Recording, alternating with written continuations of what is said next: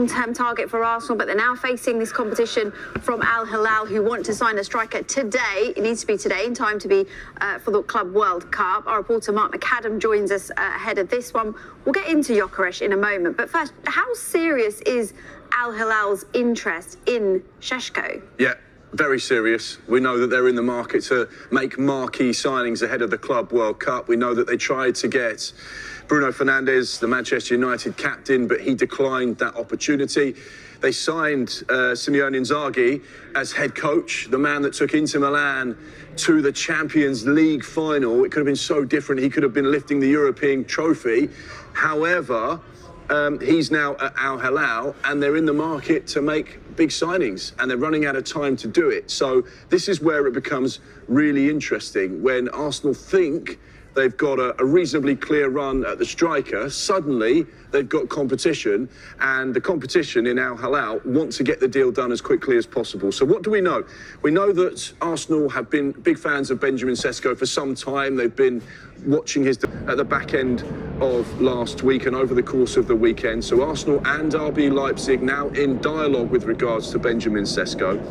Arsenal just exploring the deal, trying to understand the mechanics of it financially, what it means for them, what it's going to cost them, whether Sesko would be interested in joining Arsenal and coming to the Premier League. There's been no formal bid at this stage. However, the guide price for a player of his quality is where there may or may not be a stumbling block. Now, RB Leipzig are saying, right, if you want a top quality striker at the moment, you look at Hugo Ekitike. He's 100 million. Alexander Isak, 130 million. So our man, you know, he's going to be a similar value. We're not going to let him go on the cheap, and that's where Arsenal are going to have to get creative with regards to what they pay. Now, we know that Viktor Gyokeres was an Al-Hilal target earlier on in the summer, but our sources, Sky in Italy, are saying he's declined that opportunity. He's not interested in going to Al-Hilal. So that's where suddenly they've now turned their attentions to Benjamin Sesko. One to keep an eye on. It could be a very dramatic day for Arsenal fans. So that's the latest with that one. But I want to be positive. I want to give Arsenal fans a little bit of a hope because Florian Plettenberg has been across this story for Sky in Germany. This is what he had to say on Sunday when we asked about Sesko's potential move to Arsenal.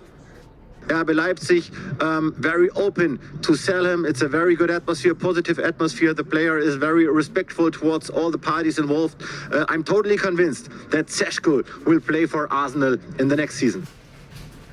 Right, well, that is Sesko. How about Viktor Gyokeres then? He has been linked with Arsenal. He has been named as a target, but another Premier League club want him as well. Yes, Manchester United very much in the market to rebuild, rebrand and re-sign some new faces for their front three. This is going to be a huge development project for Ruben Amorim, and you get the feeling off the back of the way that Manchester United finished last season that he needs to get this summer right. They need to get the right type of players in. They need to hit the ground running. They'd certainly be getting a goal scorer in Viktor Gyokeres. 49 goals in all competitions for Sporting Lisbon last season. No question about his ability. I loved watching him play in the Championship for Coventry. Had a little spell at Brighton and Hove Albion when he was younger as well. We know how good their recruitment is. Manchester United have approached Sporting Lisbon through intermediaries over the course of the weekend. Ruben Amorim actually signed Viktor Gyokeres for Sporting a couple of summers ago, so he knows all about the striker, knows all about his qualities. He's been a goal machine since arriving in Portugal. Now, one of the interesting things is that initial deal that took him from Coventry to Sporting included a 100 million euro release clause, which as of yet, obviously no one has been willing to pay. However, we understand there's a gentleman's agreement between the player and Sporting Lisbon over a potential bit of leeway on that. Yeah, we love a gentleman's agreement. We understand that £58 million could potentially, with some add-ons, get the deal done. But also, it's important to point out that Viktor Gyokeres is not the only player that Manchester United are looking at. And also, we know that there are other clubs looking at Viktor Gyokeres as well. And someone is going to remain disappointed. So, for example, if Sesko goes to Al-Hilal and Gyokeres goes to Manchester United, where does that leave Arsenal? And that's what makes today so interesting.